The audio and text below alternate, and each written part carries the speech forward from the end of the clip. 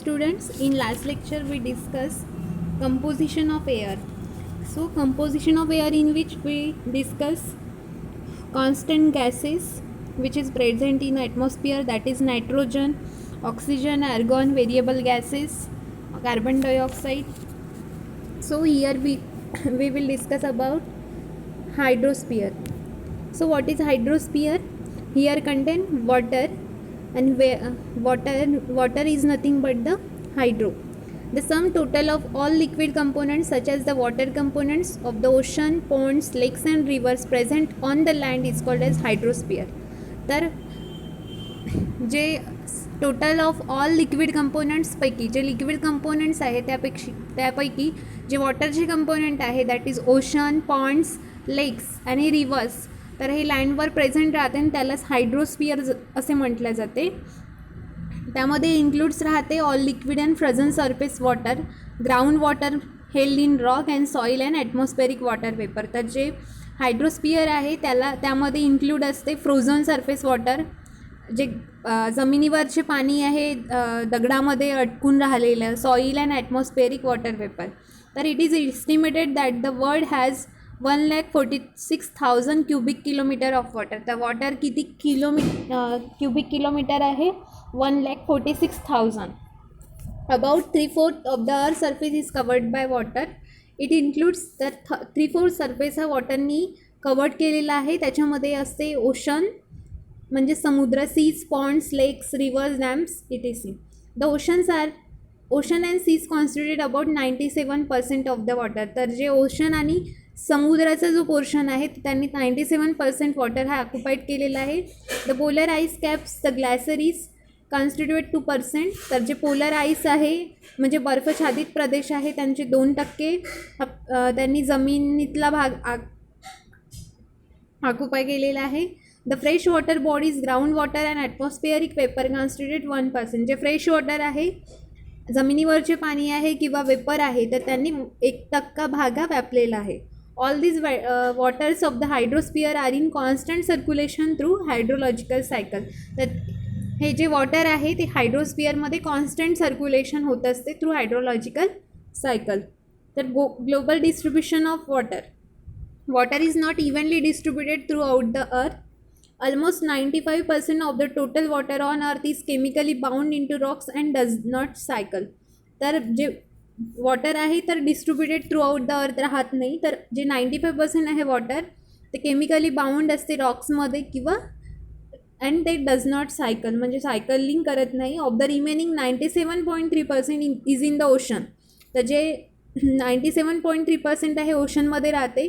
About 2.1% exist as ice. तर जे 2.1% आहे 2.1% एक्झिस्ट ॲज आईस म्हणजे त्याचं आईस बनलेलं असते in polar caps and permanent glaciers and the rest is fresh water. आणि बाकीचं जे राहिलेलं आहे ते fresh water present in the atmospheric water vapour, ground water, soil water और इनलँड सरफेस वॉटरमध्ये प्रेझेंट असते. Ocean waters and water trap in the pore spaces of rocks made up of mostly present day hydrosphere. Ice locks up a little more than 1% of the earth water. जे आईसनी बनलेलं आहे ते 1% of the अर्थ water असते.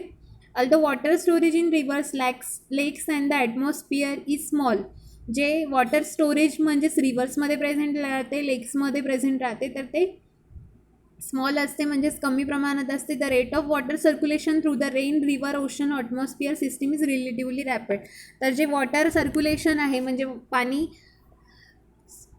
Circulate होण्याची जी process आहे, raining होत असते, त्यानंतर ते रिव्हरमध्ये सेव्ह राहतात, ओशनमध्ये, ॲटमॉस्फिअरमध्ये, तर ते रिलेटिव्हली रॅपिड प्रोसेस आहे.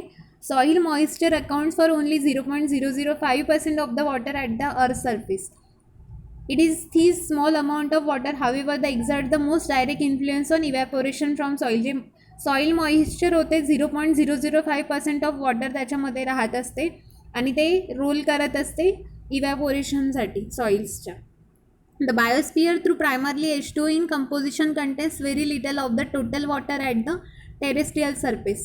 Only about 0.00004% the biosphere plays a major role in the transport of water. जे बायोस्फिअर आहे तर त्याच्यामध्ये 0.004 0.00004% वॉटर असते आणि ते प्लेस करते major role in the transport of water vapour back into the atmosphere by the process of transpiration. म्हणजे water loss होणे म्हणजे ती प्रोसेस ट्रान्सपिरेशन असते. The amount of water in the atmosphere at any one time is trivial equivalent to 0.013 into 10 to the power 6 cubic kilometers of liquid water, or about 0.001% of the total at the earth's surface. This water however plays an important role in the water cycle. Deep and shallow groundwater constitute the small percentage of the total water locked in the pores of sedimentary rocks. जे दगडाच्या आतमध्ये जे पाणी साचलेलं राहते ते असते 3 to 15%. Reverse contain a relatively small share of fresh water. जे विहिरीमध्ये जे पाणी राहते ते रिलेटिव्हली स्मॉल असते आणि फ्रेश वॉटर असते. But the flux of water down rivers is a large part of the global hydrologic cycle and they are centrally important in shaping landscape. So their flow erodes solid sediment and carries it toward the sea along with dissolved minerals. So it is all about hydrosphere. तर आपण यामध्ये बघितलं की hydrosphere म्हणजे काय होत असते, तर जे जमिनीवर आढळणारे पाण्याचे सोर्स आहे ते त्याला हायड्रोस्पियर म्हटलं जाते. Next global distribution of water, तर किती प्रमाणात कुठल्या ठिकाणी वॉटर हे आढळते ह्या टॉपिकमध्ये आपण डिस्कस केलेलं आहे.